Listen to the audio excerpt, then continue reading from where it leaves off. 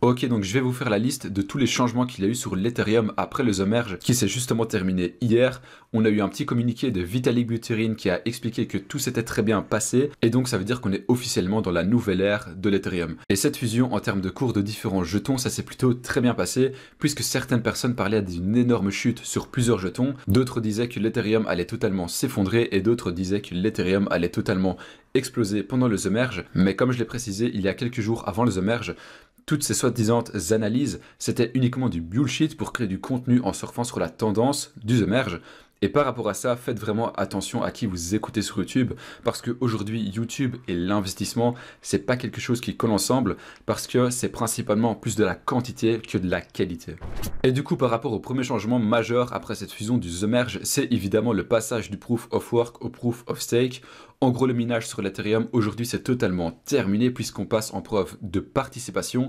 En gros, ça sera les validateurs qui seront en charge de traiter les transactions et de créer de nouveaux blocs. Ce passage à la preuve de participation, il a surtout été réalisé dans le but d'avoir une augmentation de sécurité, puisqu'au plus le nombre de participants sera élevé sur le réseau, au plus ça sera décentralisé et surtout qu'au plus c'est décentralisé, alors au plus on sera à l'abri des attaques. Mais par contre, il reste une solution pour les mineurs qui veulent absolument continuer à miner et de ne pas contribuer en stackant des Ethers. Vous pouvez toujours miner d'autres jetons comme l'Ethereum classique ou le Ravecoin.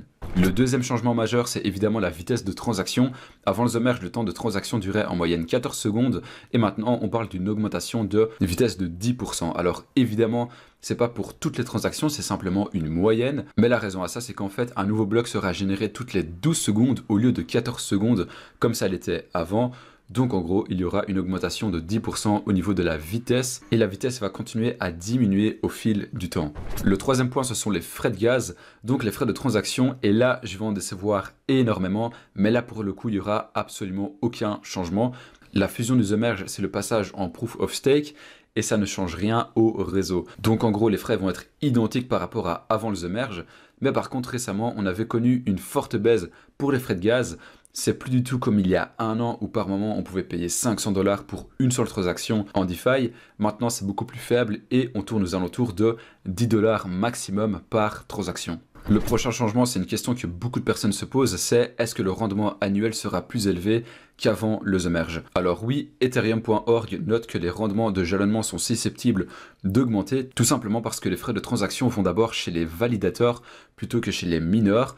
Le site Ethereum.org prédit que le rendement annuel augmentera jusqu'à 7% en plus, et même que d'après plusieurs recherches et études, comme une étude par exemple par l'équipe de Coinbase, les rendements de jalonnement pourraient augmenter à plus de 9 à 12% annuellement.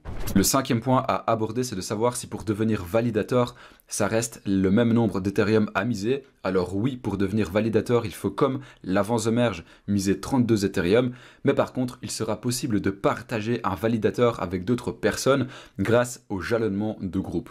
Et si tu n'as pas 32 Ethereum et que tes amis n'ont pas non plus 32 Ethereum à jalonner, tu peux aussi exécuter un nœud qui ne propose pas de bloc, mais pas d'inquiétude, ça continuera de soutenir le réseau, sauf que le nœud servira uniquement à vérifier les blocs et forcément, tu t'en doutes, le rendement sera beaucoup plus faible et les récompenses également. On peut passer au sixième point, est-ce que Ethereum utilisera des chaînes de fragments? Alors non, c'est pas prévu avant 2023.